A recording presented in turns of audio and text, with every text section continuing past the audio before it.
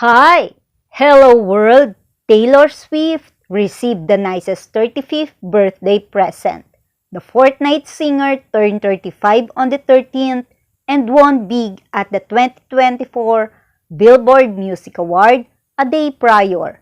Taylor took home whopping 10 trophies, including Top Female Artist, Hot 100 Songwriter, Top Screaming Song Artist, and Top Billboard 200 Artist.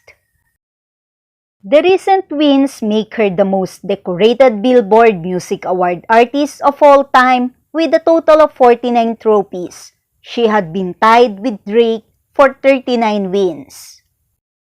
It means the world to me that you guys have embraced the things I have made, she said while holding one of her accolades. This is the nicest early birthday present you could given me. It's exactly what I wanted.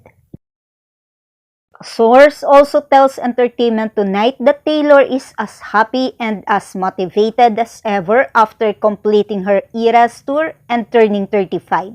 Taylor wants to take this time to be with Travis, spend time with their family and friends, and work on exciting new projects, says the source, adding that her and Travis are there for each other and have a balanced and fun relationship.